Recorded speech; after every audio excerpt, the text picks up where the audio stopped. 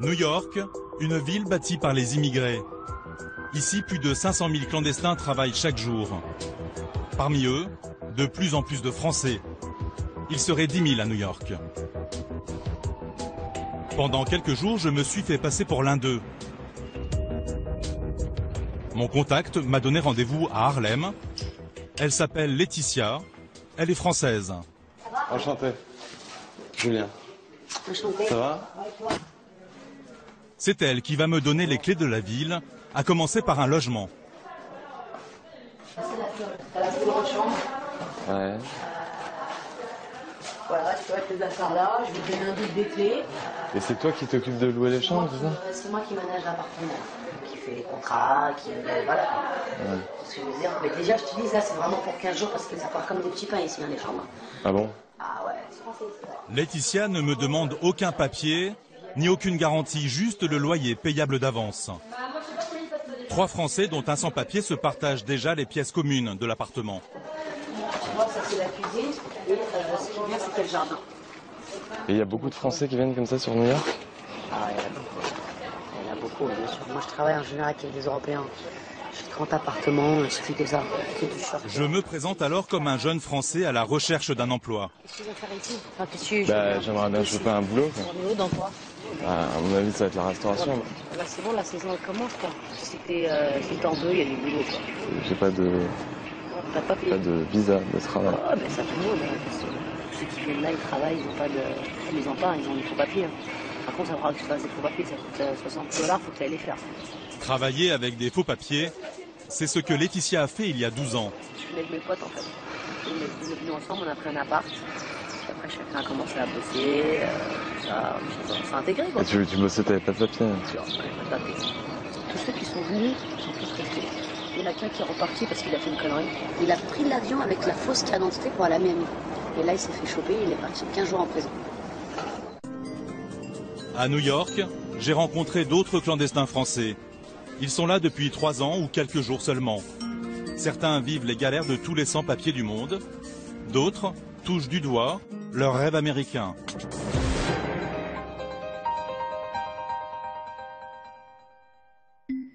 Mon enquête commence sur les sites destinés à l'expatriation vers les États-Unis.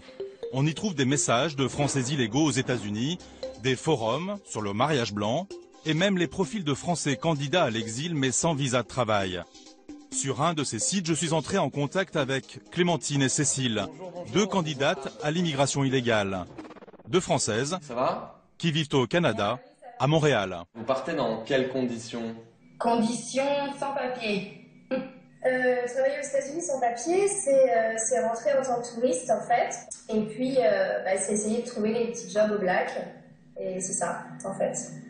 Donc c'est être dans l'illégalité totale. Voilà. Ah. Pour elle, New York est un rêve. Mais pourquoi le New York Times? New York. American Dream. Qu'est-ce que je te dise? Rien d'autre à dire. C'est à Montréal que je retrouve les 2 jeunes femmes. C'est la veille de leur départ. Avec une amie, elle prépare la valise de Cécile. Bon, c'est parti, on trie quand même. Il y a des trucs qu'on enlève, mais pas tout. Pour ne pas éveiller les soupçons, elles ont choisi de voyager léger. Je voudrais des choses pour pouvoir travailler, bien sûr. Et puis, je voudrais aussi un petit peu de choses pour faire la fête. Et puis, pour... Je comprends pas. Pour profiter de la ville, c'est vrai que là-bas, ils ont tendance à être un peu tout stylés. La dernière fois qu'on y a été, on s'est dit, ok, il y a un petit décalage, t'as pas trouvé? Partir travailler à New York, elles en rêvent depuis 6 mois. Non, mais elles nous bouffent les oreilles avec leur histoire de New York, là. Mais elles n'ont pas toutes les deux les mêmes motivations, mais dans les 2 cas, elles ont vraiment envie d'y aller, quoi. Et puis d'avoir autre chose que ce qu'on a ici, quoi. Donc c'est cool. Moi, je trouve que c'est une bonne idée.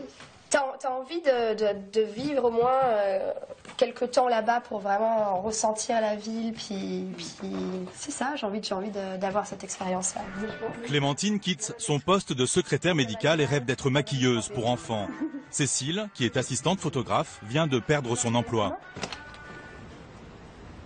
Tous leurs espoirs professionnels, elle les reporte maintenant sur leur aventure new-yorkaise. Et j'aimerais bien trouver quand même un emploi en photographie. Après, Je vais postuler ailleurs parce que j'ai pas envie de dépenser non plus, de rester longtemps et de dépenser trop d'argent en étant inactive. Je vais postuler aussi comme serveuse ou comme barmaid. C'est un peu ça l'idée. Quelques heures avant le départ, famille et amis les attendent pour une petite soirée d'adieu. L'ambiance, jusqu'à la musique, est inspirée par New York.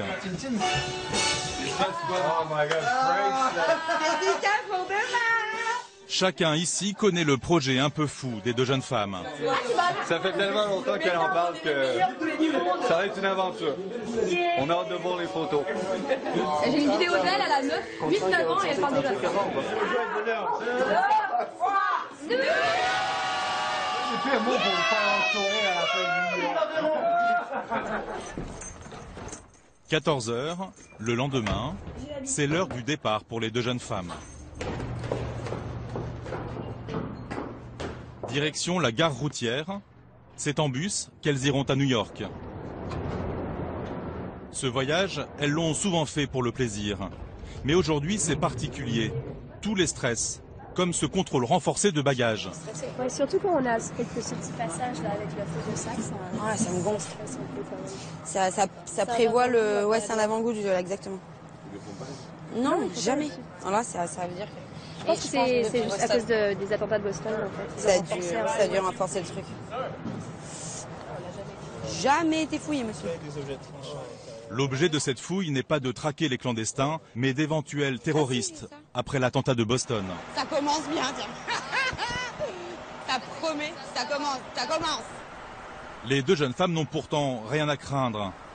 Comme la plupart des clandestins français, elles entrent avec une autorisation de voyage. Le seul risque est que l'immigration américaine découvre leur intention. On y va tous les mois et là, à chaque fois, c'était... La dernière fois qu'on y est allé, donc il n'y a même pas un mois. Pourquoi vous revenez déjà quoi? Oui, c'est ça. Pourquoi vous revenez déjà? Donc là, c'est sûr que pourquoi vous revenez déjà encore? Là, et encore, et encore, et encore, et encore. La frontière approche. Trop de voyages pourraient éveiller les soupçons, ou encore un document comme un CV ou une offre d'emploi oubliée dans la valise.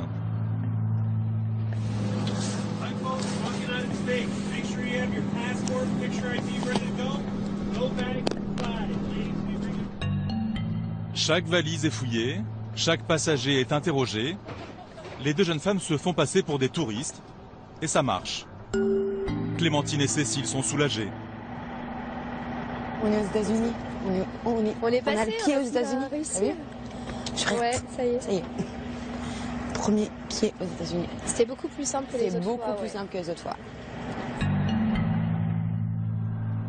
Après 7 heures de bus, Manhattan est en vue. Il est 2 heures du matin. Malgré la fatigue pour Cécile et Clémentine, l'aventure a bel et bien commencé. C'est cool, enfin. Enfin. Ça, là, je retrouve... Voilà, ce que j'avais perdu, en fait. L'adrénaline, je sais pas, le plaisir, J'aime tout ici, tout. Le programme demain, c'est imprimer des CV. Puis commencer, hein. Et puis attaquer, en fait. Ce soir, direction Brooklyn, elles dormiront chez des amis. Cette aventure, des milliers de Français l'ont déjà tentée. La plupart travaillent à Manhattan. C'est à Harlem, au nord de Central Park, que nous avons rendez-vous avec l'un d'eux, arrivé il y a 3 ans. Ce dimanche, à l'heure du brunch, nous le retrouvons dans ce restaurant. Pour ne pas attirer l'attention, avec son accord, nous filmons en caméra cachée. Rodolphe est arrivé comme touriste, il est serveur et il ne laisse pas les clientes indifférentes.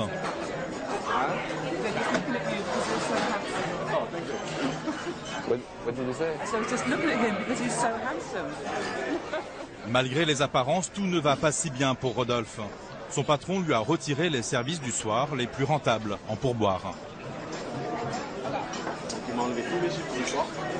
Il m'a mis 4 matin. Nous le retrouvons après son service. Dans ce restaurant, Rodolphe est sur la sellette. C'est ça le truc, c'est qu'ils veulent me virer. Parce qu'hier, pendant le service, sorti, j'ai fumé une cigarette derrière là-bas. Mais pendant le service, il y a des gens qui boivent le soir jusqu'à ne plus savoir servir les clients tellement qu'ils sont sous en plein service. Et ça, vous en dites quoi? Ils font 3 fois plus d'argent que moi parce qu'ils ont que le soir, ils ne travaillent pas le matin. Et je vais commencer à chercher un nouveau travail. La galère new-yorkaise, Rodolphe connaît. Quand il est arrivé aux États-Unis, cet artiste a pu réaliser son rêve, ouvrir un magasin de t-shirts dont il dessinait les motifs. Mais il a fait faillite, depuis il fait comme il peut. Il y a eu ces moments où je me suis retrouvé, j'avais strictement rien. $100. $100 où tu es là, où le seul truc que tu fais, c'est de te poser la question comment tu vas manger aujourd'hui. Mais t'as quand même pas dormi dans la rue? Non, jamais. Je me suis toujours démerdé pour payer là où je dors, au moins ça. Sans papier, sans argent, Rodolphe vit comme un exilé. Il n'a pas vu sa famille depuis 3 ans. Demain j'ai envie de rentrer, je prends mon billet, je rentre. Ça c'est aussi rapide que ça. C'est pas compliqué de rentrer? Non, peut-être difficile de revenir. C'est pas la sortie comme on dit le plus dur aux États-Unis, c'est l'entrée. S'il rentre en France, l'immigration américaine découvrira son statut de clandestin et il ne pourra pas revenir aux États-Unis pendant 10 ans. Rodolphe se sent new-yorkais, mais sa seule crainte, c'est la délation. J'ai beaucoup de potes américains. Et ils le savent? Non, mais je leur dis pas. Enfin, je vais pas crier sur le toit de l'Empire State que je suis illégal aux États-Unis quand même. La règle d'or pour les clandestins, n'en parler à personne. Alors des amis dans la confidence, Rodolphe les compte sur les doigts de la main, ce sont des étrangers comme lui. L'un d'eux, en situation légale, lui a donné un coup de main pour ouvrir son compte bancaire. Il n'est pas à mon nom. Il est au nom d'un pote à toi? D'un pote à moi, d'un pote sûr. Il a ouvert le compte à son nom, il a remis la carte directement. Écoute, j'ai ma carte, j'ai mon chèque, je le signe. Un chèque de $600 pour 3 jours de travail. Un compte en banque qui lui permet de ne pas avoir trop d'argent sur lui. Je vais mettre ça dans le compte qui me sert des petits achats quotidiens comme les transports de train. Tu as mis de l'argent de tête? Toujours. Depuis l'accident qui s'est passé à mon magasin, toujours. Ouais. Donc la meilleure des choses quand tu as un travail, c'est d'essayer de coffrer le plus d'argent que tu peux. Depuis 3 ans, Rodolphe déjoue les services de l'immigration. En 2012, sur tout le territoire américain, 400 000 illégaux ont été expulsés.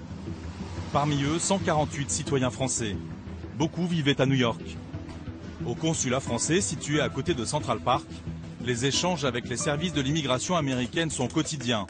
Bertrand Lortolari, consul général de France à New York, en fait d'expérience depuis sa prise de fonction en septembre 2012.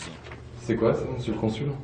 Ce sont les services de l'immigration qui nous signifient qu'ils ont interpellé un citoyen français qui a dépassé son temps de séjour autorisé aux États-Unis. Donc la procédure de reconduite à la frontière va être engagée. Ce citoyen français va être reconduit en France et il s'expose à une interdiction de séjour sur le territoire américain jusqu'à une durée de 10 ans. Et c'est quelque chose qui arrive souvent ? C'est quelque chose qui arrive de façon régulière, heureusement pas de façon quotidienne, mais c'est une procédure à laquelle nous sommes habitués. Pour éviter ces expulsions, le consulat fait appel depuis 12 ans à un avocat américain. Alors Pierre-Georges Bonnefil est avocat spécialisé dans le droit de l'immigration. Il a la gentillesse de renseigner nos compatriotes français sur les modalités de séjour aux États-Unis, quel visa, pour quelle durée. Cet après-midi, ils seront 25 à venir consulter l'avocat. Je ne sais pas exactement qu'est-ce qui nous attend, mais je sais que typiquement dans une journée, on a des illégaux, on a des investisseurs, on a des étudiants, on a des stagiaires, on a tout type de situations différentes. Ils ont toujours l'idée, c'est qu'est-ce qu'on peut faire pour rester aux États-Unis, qu'est-ce qu'on peut faire légalement pour rester ici. Aux États-Unis, les lois sur l'immigration sont très contraignantes. Dans la salle d'attente du consulat, une majorité de jeunes, souvent étudiants aux États-Unis, qui aimeraient bien y rester. C'est le cas d'Anne-Cécile, étudiante en histoire de l'art dans une université privée. Des études qui coûtent très cher. Tu le finances comment ? Par des prêts à la banque. Tu fait des prêts à la banque ? Ouais. C'est pour ça qu'il faut que je trouve un job aux États-Unis après ce master. Son visa étudiant ne lui permet pas de travailler. Bonjour. Mais beaucoup d'étudiants enfreignent la loi. travaille avec ce qu'on dit au black, donc il touche, il travaille ici. Il y en a beaucoup qui disent, regarde, j'ai besoin de travailler, je ne peux pas vivre ici à New York, la vie est chère. Ça, c'est pas possible, parce que sinon il perd le statut d'étudiant et ça va créer normalement un problème à l'avenir. Ok, vous avez une carte de visite au cas où Avec un peu de chance, après ses études, Anne-Cécile pourra peut-être décrocher un visa de travail d'1 an. Bon week-end. Des étudiants qui travaillent malgré l'interdiction, c'est l'autre combine des clandestins français à New York. C'est l'histoire de Pauline, une jeune Parisienne de 21 ans arrivée à New York il y a déjà 5 ans avec un visa d'étudiant. C'est à Broadway, capitale mondiale du spectacle, que nous la retrouvons. Comme tous les soirs, plus de 30 spectacles y sont joués. Et il y a foule. Tu vois tout ce monde pour des spectacles. Bah, ça me donne envie d'être la personne qu'ils viennent voir, quoi. Pauline est danseuse. Broadway n'est pour l'instant qu'un rêve pour elle, mais elle connaît le quartier comme sa poche. Alors là, on a le théâtre du Roi Lion. Ici, c'est une des comédies musicales à voir, absolument. Pauline a passé sans succès plusieurs auditions pour danser à Broadway. Pour l'instant, ce sont d'autres qui signent les autographes. Il a un rôle principal, il fait Simba dans la comédie musicale. À 11 ans. Je savais qu'il avait 11 ans. Et c'est un danseur aussi. Is it cool to dance in Broadway? Yes. Why? Because it's a lot of fun and I like seeing the audience and it's just like cool just be having fun and stuff because I like dancing. Nice. She's a dancer. I'm a dancer too, Oh, yeah. what type of dancing? I came from the Landy Women's School. But yeah. So I do that and I do hip hop and African dance. Yay! Maybe you guys could dance together. In a couple years, maybe. Keep working, okay? Okay. Bye. Pauline est arrivée seule à 15 ans à New York. Ses parents lui donnent sa chance et lui payent pendant 2 ans l'une des plus prestigieuses écoles de danse. Alors, mon gros sac bleu. C'est quoi ça? Ça, c'est mon bulletin scolaire. C'était mon dernier semestre. Un A- en classique, un A en orthone avec un autre prof. De bonnes notes et d'excellentes remarques. Que je travaille dur, ça c'est sûr. Bah, mon but quand j'avais 15 ans, c'était de venir à New York chez elle et de peut-être un jour rentrer dans la compagnie. Ça ne s'est pas fait malheureusement, mais I still made it here quoi. Je suis quand même arrivée ici donc c'est quand même pas mal. C'est quand même pas mal. Pauline n'est pas retenue dans la compagnie, mais poursuit son rêve américain. Aujourd'hui, mon but, c'est de danser en contemporain et en hip-hop. Donc, j'aimerais bien partir à Los Angeles un jour et faire des vidéos, danser pour Rihanna, Beyoncé. Aujourd'hui, qu'est-ce qui manque pour que tout cela arrive rapidement? Mes papiers. Le jour où je pourrais avoir mon visa, je pourrais travailler et puis je pourrais faire tout ce que j'ai envie de faire, quoi. Sorry. Depuis 2 ans, Pauline est en situation irrégulière. Elle peut vivre aux États-Unis grâce à son visa étudiant. En revanche, elle n'a pas le droit d'y travailler. C'est ce qu'on appelle la filière étudiante. Je suis considérée en tant qu'étudiante, mais je ne suis pas vraiment étudiante. C'est-à-dire que je suis dans la compagnie d'une école de danse et vu que j'ai pas encore les moyens de me payer mon visa d'artiste, ils ont décidé de me donner un visa d'étudiante sans que je sois vraiment à l'école, quoi.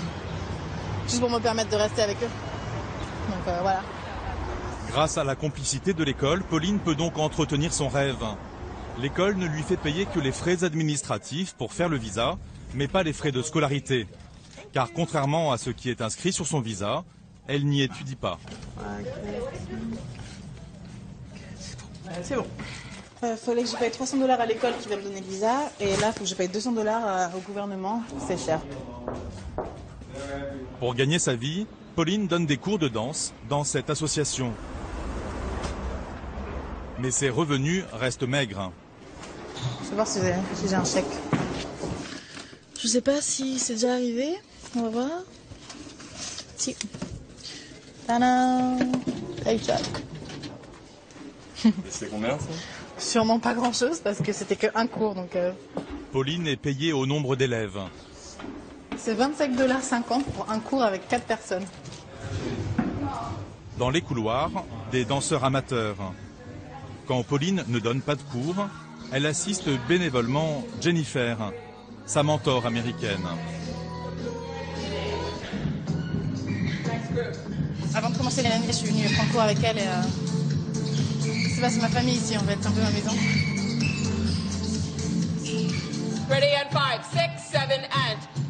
Comme elle n'avait pas de famille ici, on l'a entourée. On est devenu sa famille ici à New York, car on peut vite se sentir seul à New York. Jennifer sait que la situation de Pauline est précaire. J'ai moi-même connu beaucoup de danseurs de talent qui ont été expulsés. Ils ont dû retourner au Japon ou en Italie. Pour ne pas connaître le même sort, Pauline devra obtenir un visa d'artiste. Pour obtenir le visa d'artiste, il faut montrer que tu es meilleur qu'un Américain. Il faut prouver que tu es un artiste reconnu par les médias, que ton nom figure dans les journaux, à la télévision, que tu fais beaucoup de spectacles. Le visa d'artiste s'appelle O1. Pauline a de bonnes chances de l'obtenir. Elle a été à de nombreuses auditions et elle a été meilleure que 200 ou 300 filles. Elle se bouge. Pour avoir son visa d'artiste, Pauline doit multiplier les expériences, mais pour travailler, elle a besoin d'un visa. Situation inextricable. Tu vas faire quoi là? Là, je vais imprimer mon contrat, mon premier vrai contrat. Pour décrocher ce job de danseuse hip-hop, la jeune Française a dû composer avec la vérité.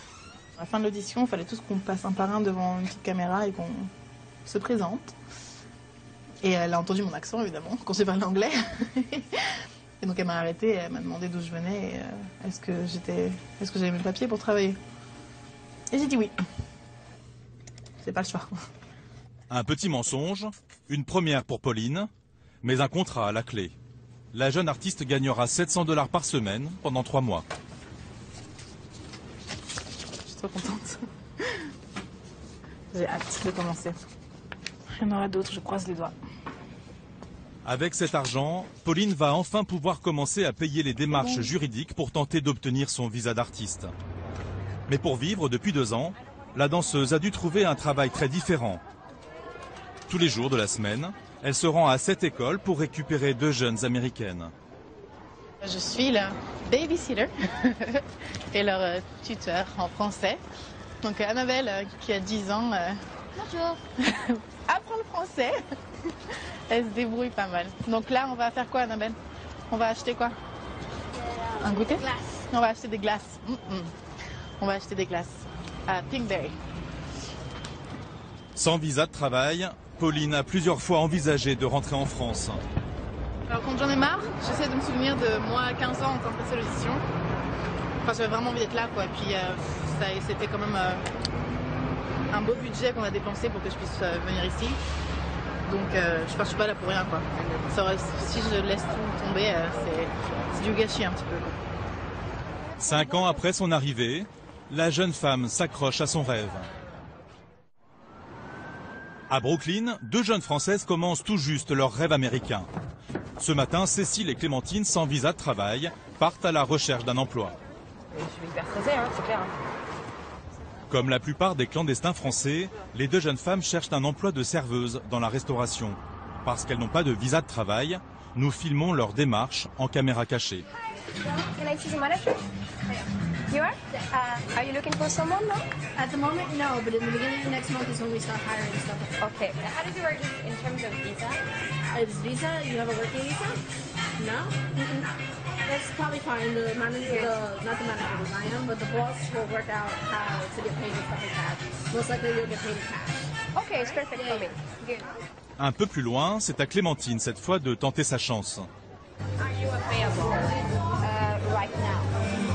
And what about a visa? Oh no, that's not necessary.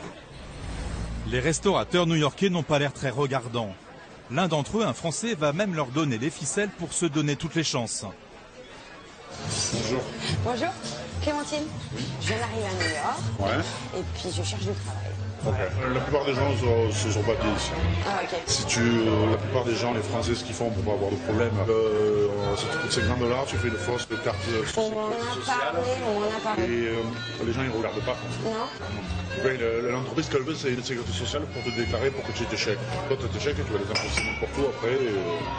Parce qu'en fait, ici, si demain ils voulaient enlever tous les illégaux, il y a tous les restaurants et 80% des business qui ferment. Donc ils ont besoin de ce truc-là. Le tout, c'est de ne pas en parler parce que toujours c'est la délation. Ouais. Si tu n'en parles pas, on ne te fera pas chier. Ça marche. Bonne Merci, c'est gentil, au revoir. Bye. À défaut de lui offrir tout de suite un vrai travail, ce restaurateur lui a donné le mode d'emploi. Il m'a même proposé voilà, d'aller faire une fausse carte, ce qui est apparemment très facile à faire. J'aimerais ça, ouais. En attendant de trouver du travail et un logement, les deux jeunes femmes logent chez des amis en échange de services. Je fais une chose exceptionnelle, couper du poulet, ce qui m'arrive peut-être une fois dans l'année. On ne rigole pas. Je suis la best cook of the world. On est à Williamsburg, chez nos amis. Là, on leur fait la cuisine, on leur fait des soupers. Voilà. Donc on essaye de les remercier à chaque fois comme ça, en amenant du vin, leur donnant des plats. Dans cette colocation, la situation des deux jeunes femmes ne choque personne. Personne n'a de papier ici. On s'en fiche. C'est pas important. Si tu veux vivre à New York, reste à New York. Non, mais vraiment, c'est pas important? Ouais, tout le monde s'en fiche. Ok, I'm ready. Boss, I lost my box. Okay. Tu peux me faire la barbe aussi? Clémentine ne pourra bientôt plus rester dans cette colocation. Elle va devoir bientôt tout faire pour trouver un travail. La plupart des Français qui tentent leur chance à New York parviennent sans trop de mal à tirer leur épingle du jeu. Arrivé il y a 3 mois, Clément n'a reculé devant rien pour atteindre son objectif. Originaire du sud de la France, ce jeune musicien de 28 ans a tout plaqué pour tenter une nouvelle vie. Je suis arrivé ici et en 1 mois et demi, j'ai un appart, un travail et je commence à bien gagner ma vie. Je suis venu ici pour les opportunités, pour le travail en fait surtout, par rapport à ce qui se passe en France en ce moment. Aujourd'hui, je gagne ce que gagne un cadre en France en étant serveur quand même. Serveur dans un grand hôtel, il peut gagner jusqu'à $400 par jour. Pour être embauché, il n'a pas eu le choix, il a dû faire de faux papiers. Je lui demande le mode d'emploi. Là, je vais envoyer un message à mon contact. Donc je lui demande si on peut avoir les papiers aujourd'hui. Un bon contact dans le répertoire téléphonique et tout va aller très vite. On va prendre une photo qu'on va envoyer à mon contact. Et d'ici 1h30 maximum, on aura les papiers, on aura donc une ID et une carte de sécurité sociale qui te permettent ici de travailler en fait facilement. C'est comme ça que tu as fait? C'est comme ça que j'ai fait, ouais. Et personne ne me pose de questions et ça se passe comme ça ici en fait, c'est dans les mœurs. Hello, how are you my friend? I just sent you some SMS. La réponse du contact ne se fait pas attendre. I don't know, in 1 hour, 2 hours max. What do you need? Pictures? Okay, no problem. See you soon. Bye bye, thanks. Avec une photo, 3 textos et un aller-retour en métro, il est aussi facile d'obtenir des faux papiers que de se faire livrer une pizza. Direction le Queens, au nord-est de Manhattan, un quartier latino, au lieu des trafics en tout genre. Dans la cage d'escalier d'un immeuble, nous retrouvons le contact de Clément. How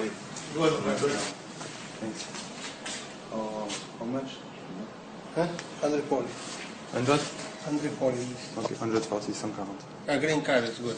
Si vuelvo mañana por la mañana, podría tenerla por el coche. Ok, sí, por tomorrow. ¿Cuánto es por el coche? Por el coche es $100. ¿Tienes muchos franceses que vienen aquí por...? ¿Sí? Sí. ¿Mucho? The contact is why, only why. Mucho francés. Thank you. Thank you. My friend, I just call over here. I just give me the text for the address, like this, y this size color. Please, give me a text for the drive license, porque mucho fucking police there. Okay. Thank you. Thank you. Quelques rues plus loin, un homme va même m'aborder. social, ID. ¿Tienes eso? Sí. ¿Cuánto cuesta? Habla con él. Va tranquilo. Ce rabatteur de faux papiers nous envoie vers son complice. La négociation pour un permis de conduire et un numéro de sécurité sociale se poursuit dans une cage d'escalier. Tout va très vite. Chose étonnante, c'est même lui qui prend la photo. Ok. No, no bueno. Check. 1, 2,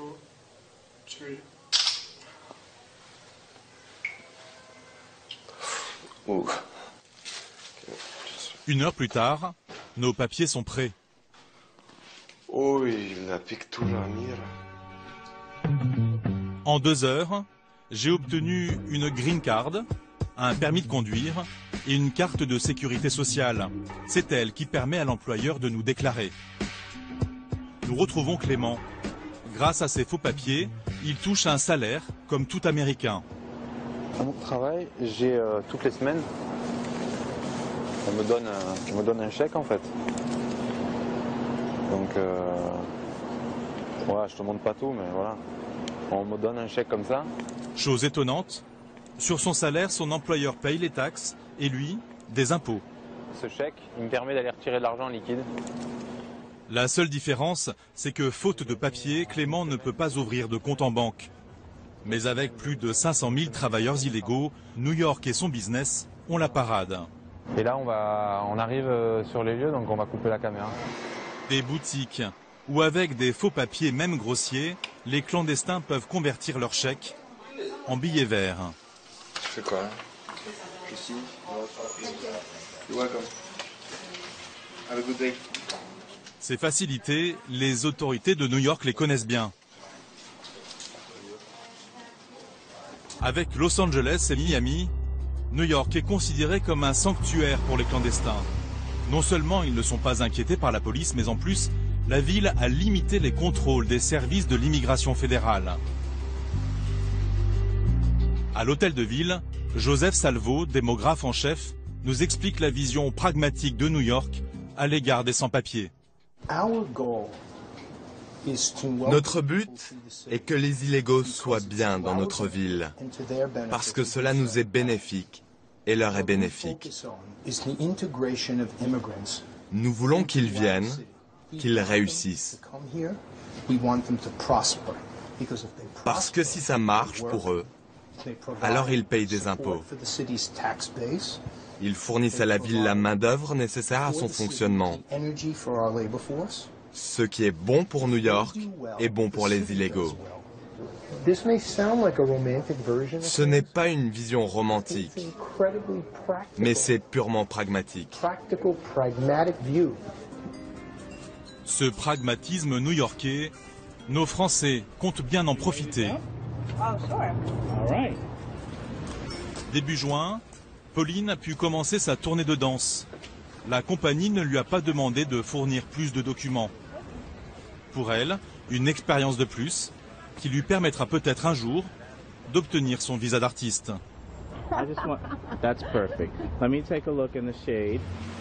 À Brooklyn, nous retrouvons Clémentine et Cécile.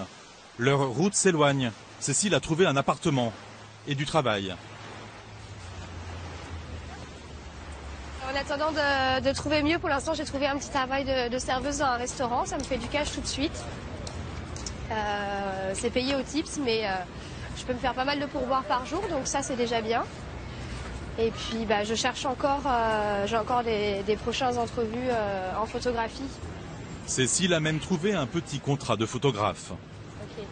Pour Clémentine, qui parle moins bien anglais, tout reste à faire. Seul son rêve reste intact. Regarde. Regarde la carte postale que c'est. C'est une carte postale et j'y suis. Je la vois en vrai, genre je suis dedans.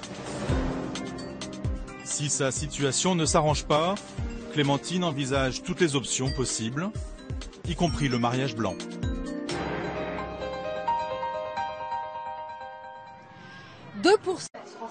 Laetitia ne me demande aucun papier, ni aucune garantie, juste le loyer payable d'avance.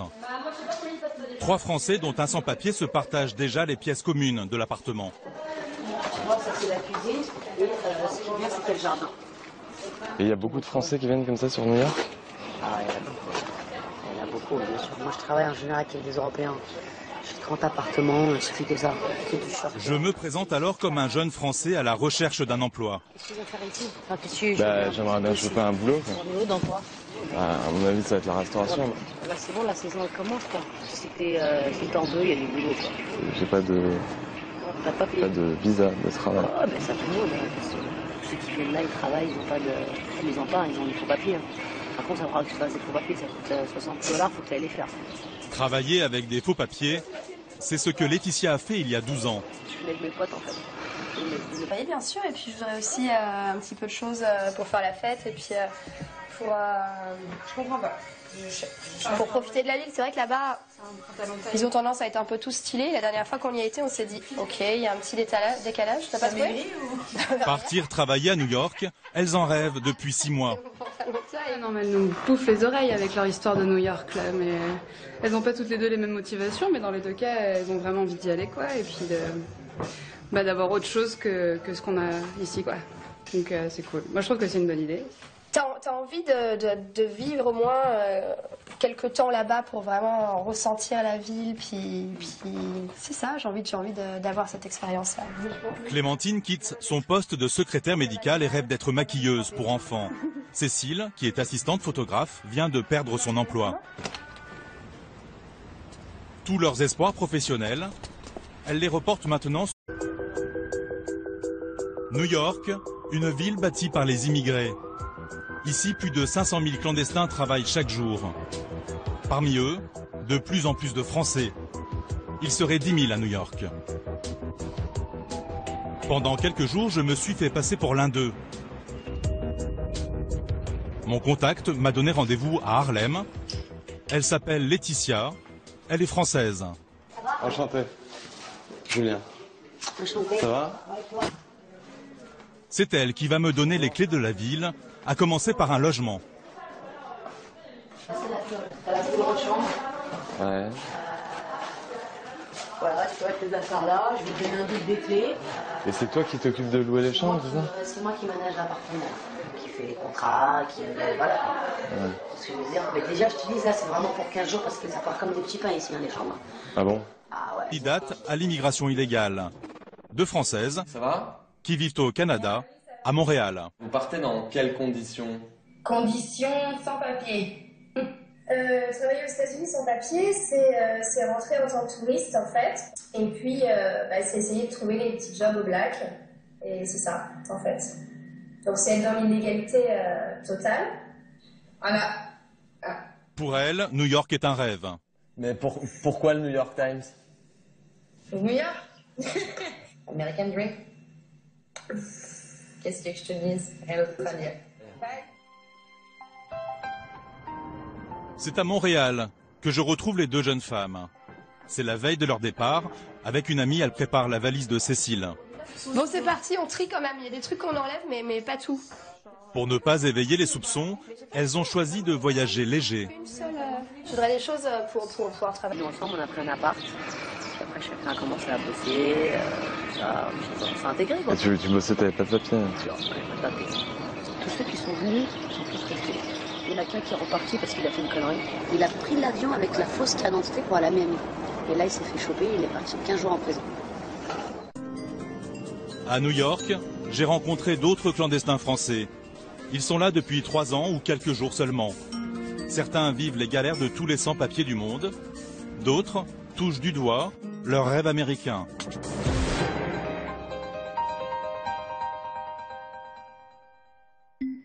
Mon enquête commence sur les sites destinés à l'expatriation vers les États-Unis.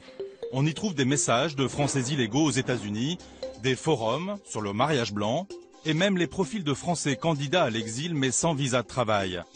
Sur un de ces sites, je suis entré en contact avec Clémentine et Cécile, deux candidats.